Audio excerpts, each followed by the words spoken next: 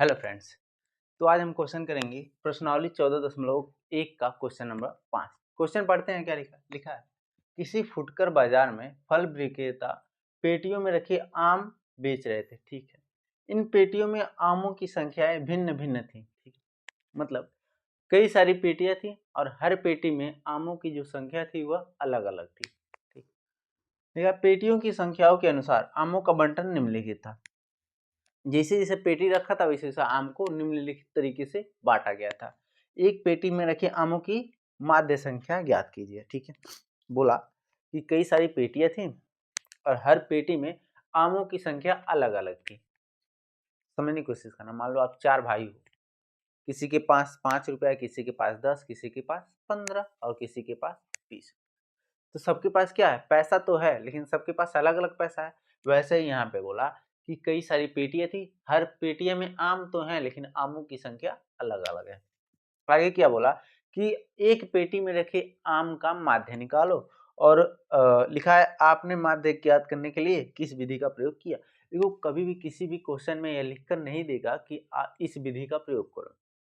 ठीक है, आपको खुद डिसाइड करना पड़ेगा कि हम कौन सा विधि यूज करें। ठीक है, ये सारा डिपेंड करता है कि आपका एफआई और एक्सआई का गुणा करने पे क्या आ रहा है।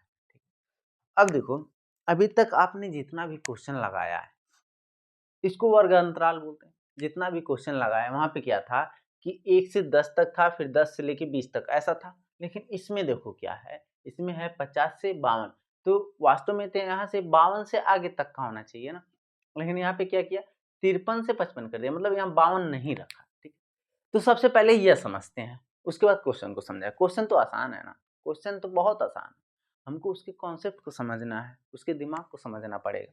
तो क्वेश्चन पढ़ लिया, इसको मैं मिटा रहा हूँ, फिर उसके बाद समझते हैं कि वर्ग अंतराल को ऐसा क्यों लिखा है। अगर ऐसा लिखा रहेगा तो उसको हम लोग क्या बोलेंगे।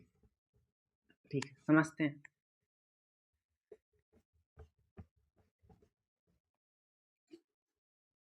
देखो, हम सांख्यिकी पढ़ रहे हैं और सांख्यिकी के दुनिया में आज तक केवल 2 ही तरीके का वर्ग अंतराल बना है। सांख्यिकी के दुनिया में आज तक 2 ही तरीके का वर्ग अंतराल बना है। जो पहला वर्ग अंतराल होता है उसको बोलते हैं श्रृंखला समावेशी और दूसरे को बोलते हैं श्रृंखला अपवर्जी। अंग्रेजी में इंक्लूसिव और एक्सक्लूसिव बोलते हैं। ठीक, पहले समझते हैं कि श्रृंखला समावेशी और श्रृंखला अपवर्जी क्या होता है। ठीक है, उसके बाद समझेंगे कि यह कौन सा वर्ग अंतराल है। ठीक है, फिर समझेंगे क्या, एक बात हमेशा ध्यान रखना, जब भी श्रृंखला समावेशी में दिया रहेगा वर्ग अंतराल, उसको हम हमेशा बदल देंगे किसमें, श्रृंखला अपवर्जी में। क्यों बदलेंगे उसको भी समझते हैं। ठीक है, पहले क्या समझेंगे, पहले समझेंगे कि श्रृंखला समावेशी क्या होता है और श्रृंखला अपवर्जी क्या होता है। ठीक है, पहले समझेंगे श्रृंखला समावेशी।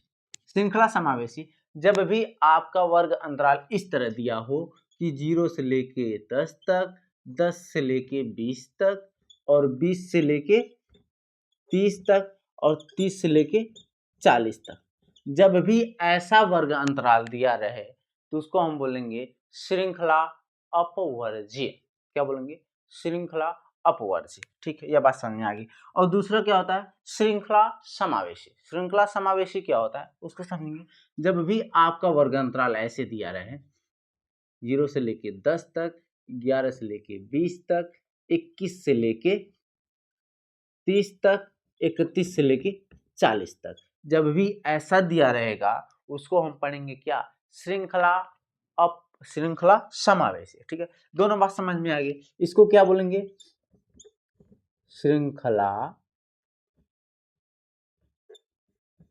अपवर्जी। ठीक है, श्रृंखला अपवर्जी। इसको क्या बोलेंगे, श्रृंखला समावेशी।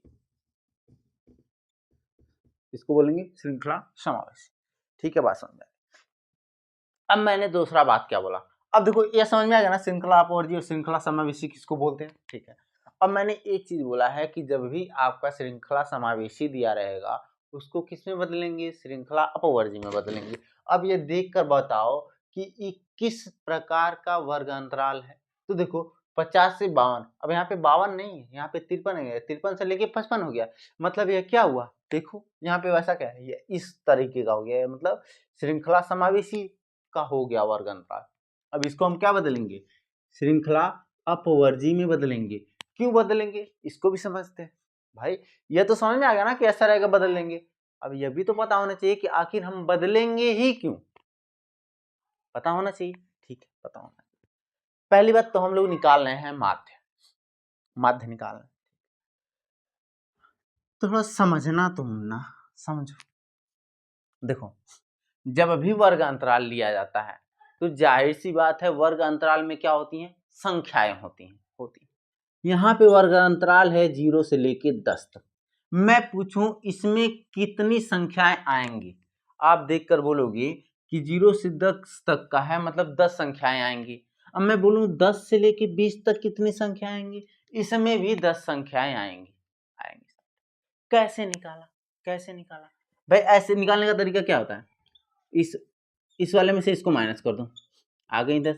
इस वाले में से इसको माइनस कर दो, आ गई 10 भाई, 10 आ गए, ठीक है आ गए। लेकिन यह तो भाई तरीका होता है ना, तुम्हें पता है कि निकालने का, आप कोई भी वर्ग अंतराल दिया रहेगा, इसका भी निकालोगे तो इतना ही आएगा, इतना ही आएगा। लेकिन हमें सांख्यिकी में अलग तरीके से पढ़ना होता है। उसमें क्या तरीका होता है कि तुम्हें क्या करना होता है, जो पहला संख्या है उसको लेकर हम गिनेंगे, उसको लेकर गिनेंगे, और जो लास्ट वाला रहता है उससे जस्ट पहले तक का संख्या हम गिनेंगे। जैसे जैसे समझना, 10 से 20 तक का गिनना है तो हम 10 को लेकर गिनेंगे।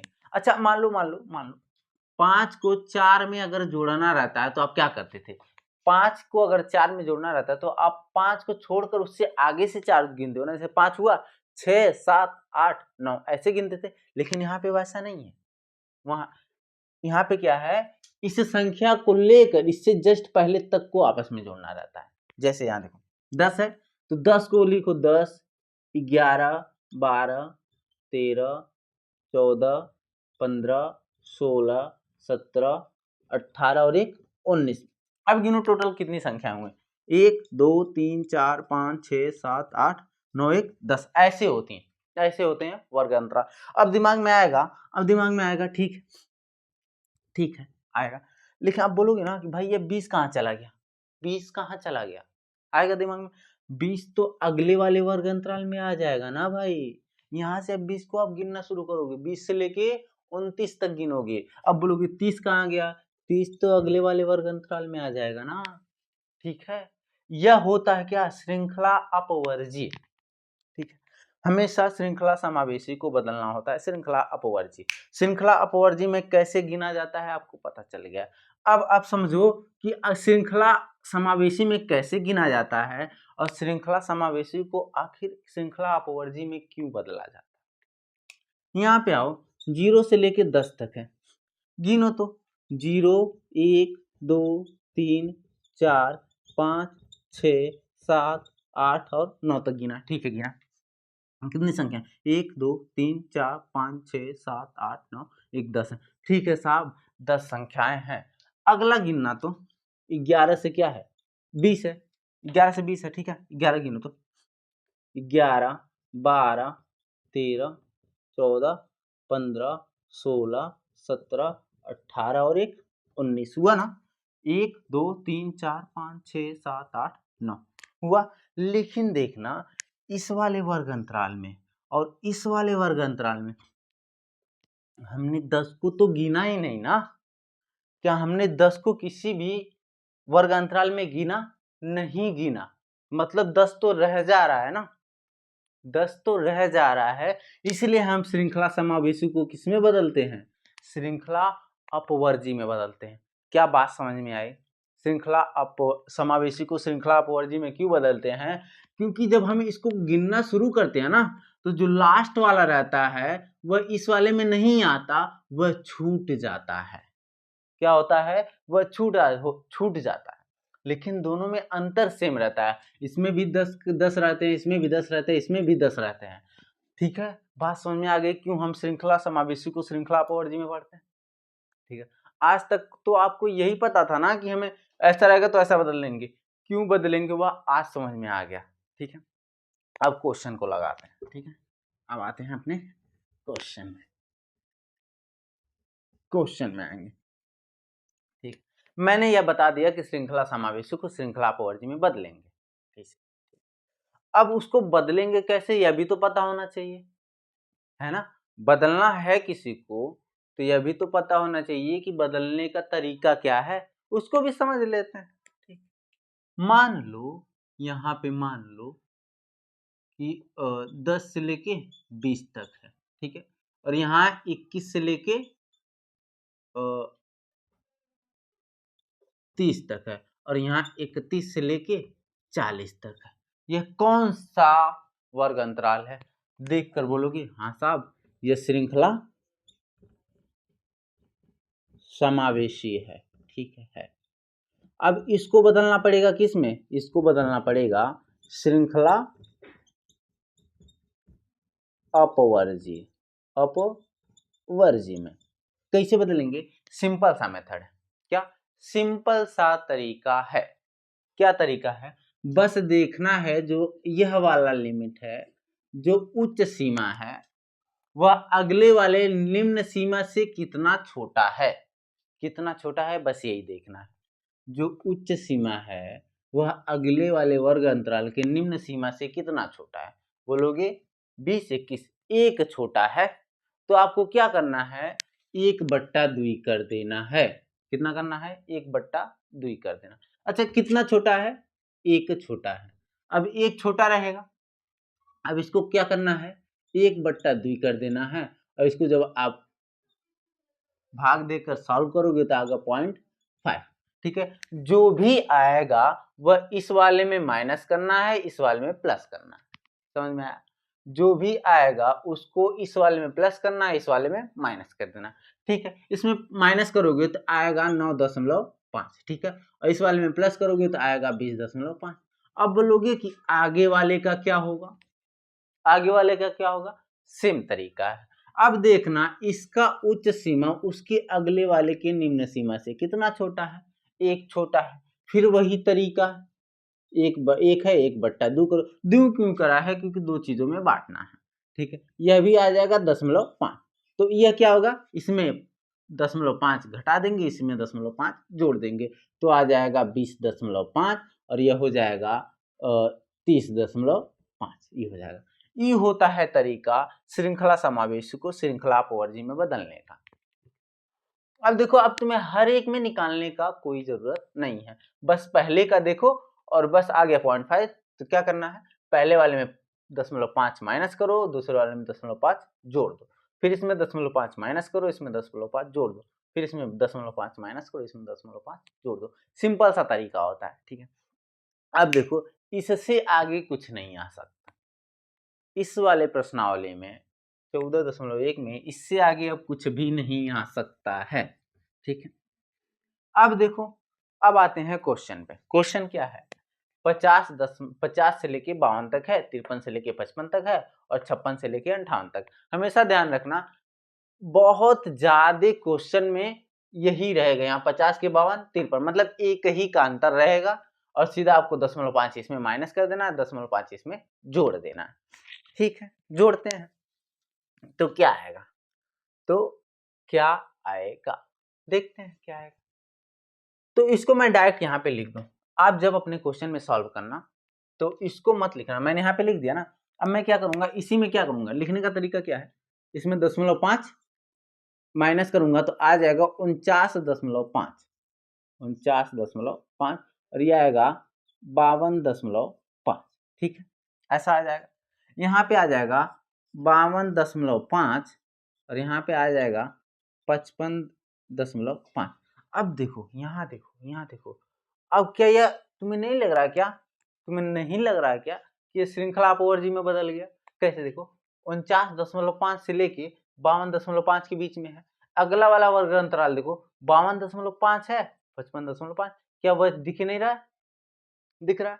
अब जब इसको हम जोड़ना शुरू करेंगे तो इसमें 52.5 भी जुड़ जाएगा, अभी जब मैंने शुरुआत में ही बता रखा है, ठीक है। अगला क्या होगा, अगला होगा 55.5, और ये हो जाएगा 58.5, ठीक है। अगला 58.5, यह हो जाएगा 61.5 और यह हो जाएगा 61.5 और ये 64.5। ठीक है, यह होता है तरीका श्रृंखला समावेशी को श्रृंखला अपवर्जी में बदलने का। ठीक है साहब, समझ में आ गया। अब देखो, जब तुम सॉल्व करना ना तो एक अलग से टेबल बना लेना, मैं बनाऊंगा तो बहुत समय लग जाएगा। ठीक है, जब अलग से टेबल बनाना, पहले क्या करना, क्वेश्चन में तो दे रखा होगा ना, जब टेबल बनाना तो इसको अब मत लिखना, इसको मैं मिटा दे रहा हूँ। ठीक, इसको मैं हटा दे रहा हूँ या फिर वैसे ही रहने दे रहा हूँ, आप इसको बदल लेना, आप इसको हटा देना। अब क्या तरीका है, अब हमें क्या चाहिए, एक्स आई चाहिए, बाकी सब तो पता है। अगला कॉलम क्या होगा, एक्स आई होगा। एक्स आई क्या करेंगे, देखो भाई इसको मत डिवाइड करना, मैं इसको हटा ही दे रहा हूँ, इसको अब हटा दे रहा हूँ। ठीक, इसको मैं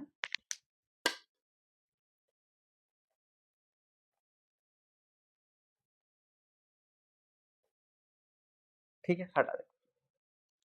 अब निकालने का सिंपल सा तरीका होता है, क्या होता है, इन दोनों को जोड़ो, 2 से भाग दो, उच्च सीमा निम्न सीमा को आपस में जोड़ो और 2 से भाग दे दो, सिंपल सा होता है। जोड़ो 52.5 प्लस 49.5 बट्टा 2, जोड़ो जोड़ो। अब दशमलव का जोड़ तो आता ही होगा ना, नहीं आता तो एक बार और सीख लो। 52.5 और 49.5 जोड़ने में हमेशा क्या होना चाहिए, पॉइंट पॉइंट के नीचे, ये हो जाएगा 10 आ गया, 9 2 11 1 12 हो जाएगा, 5 और 9 1 10, 102 102 आ जाएगा। अब इसको क्या करो, 2 से भाग दो, 102 को 2 से भाग दोगे तो आ जाएगा 51। कितना आ जाएगा, 51। देखो 2 एकम 2, 2 25 10 एकम 2 आ गया, कितना आ गया, 51। ठीक है, अगले में क्या करना है, इन दोनों को जोड़ना है और 2 से भाग दे देना। अब जोड़ने से बढ़िया क्या है, बार बार देने से बढ़िया क्या है, देख लो इन दोनों के बीच में अंतर क्या है, जो अंतर रहेगा इसे इन दोनों के बीच में भी वही अंतर आना चाहिए ना। तो क्या करना, सब में जोड़ते चले जाना, जोड़ते चले जाना, जोड़ो जोड़ देखो कितने का अंतर है, 49 है 50 51 52, 3 है, मतलब यहाँ पे 3 जुड़ना चाहिए, मतलब यहाँ पे कायदे से 54 आ जाना चाहिए। ठीक है, एक बार इसको भी लगाकर देख ही लेते हैं कि 54 आएगा कि नहीं आएगा। ठीक है, देखते हैं। तो 55.5 प्लस 52.5 बट्टा 2, तो जोड़ो 55.5 और 52.5 जोड़ो तो ये आ जाएगा 10, 5 2 7 1 8, 5 5 से 10, 108। ठीक, 108 बट्टा 2, देखो 2 एक कम 2, 2 पच्चे 10 और 2 चौका 8 आ गया 54। अंतर कितना रहा, 54। अब दिमाग में आना चाहिए, दिमाग में आना चाहिए कि क्या हमेशा जुड़ेगा ही क्या, क्या हमेशा इसमें 3 में जुड़ेगा ही क्या, मैं माइनस कर दूं तो हो सकता है, क्यों नहीं हो सकता भाई।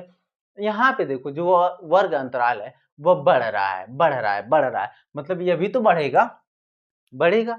मान लो यहाँ पे घटता, ऐसे होता, यहाँ मान लो यह वाला ऊपर रहता, यहाँ पे लिखता क्या, ऐसे रहता कि 52.5 से हो गया 49.5, तो घटाना पड़ता, सिंपल सा। लेकिन अभी तक आपके क्वेश्चन में यह नहीं आया तो हम उसके बारे में नहीं पढ़े। मैं हर एक चीज बताता चला जा रहा हूँ कि कैसा क्वेश्चन होगा, किस तरीके से उसको सॉल्व करना है। ठीक है, अब समझ में आ गया 54 आया, मतलब इसमें भी 3 जोड़ दो, 54 55 56 57, एक चीज एक एक चीज 57 58 59 60। ठीक है, 61 62 63। ठीक, यह आ गया, देखो एक ही निकाला सबसे कम हो गया। ठीक है, इतनी चीजें आ गई।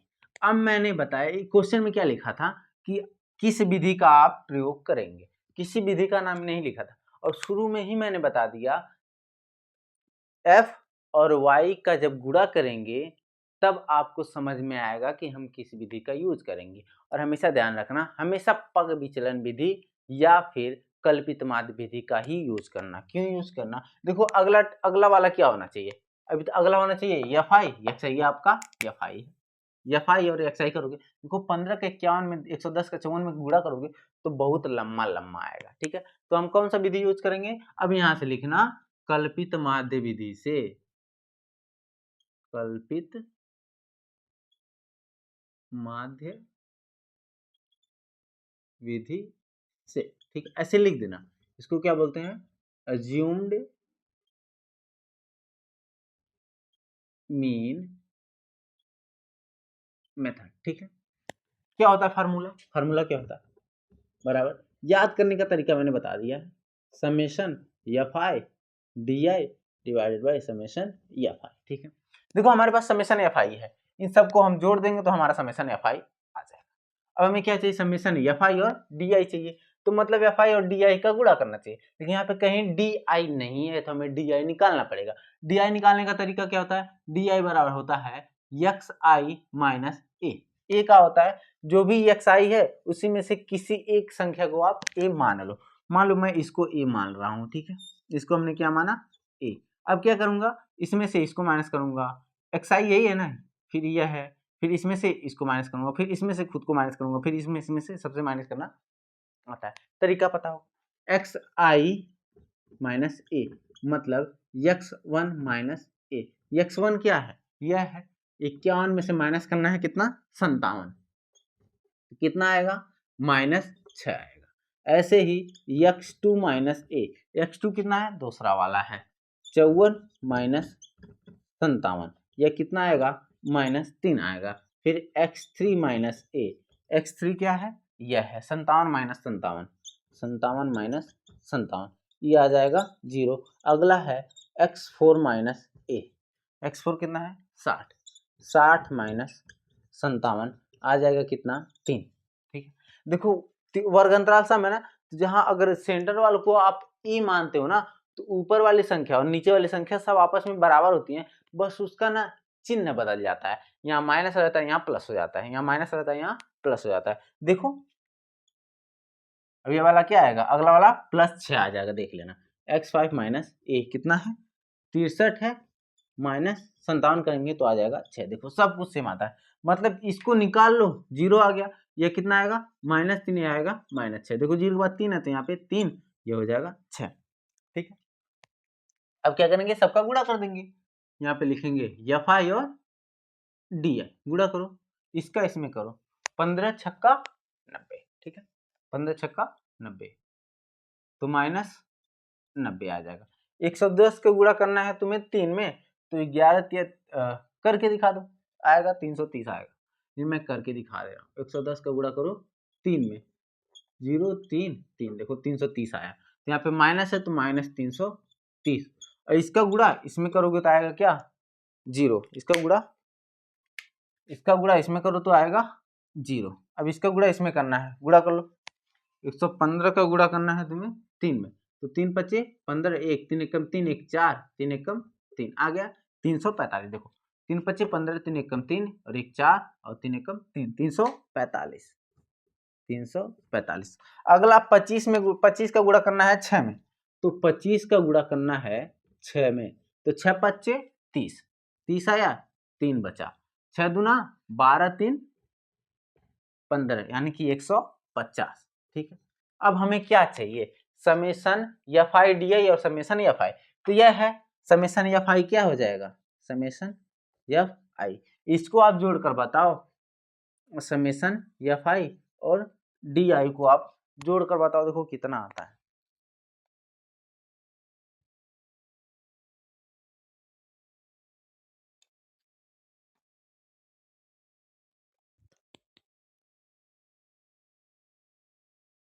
जोड़,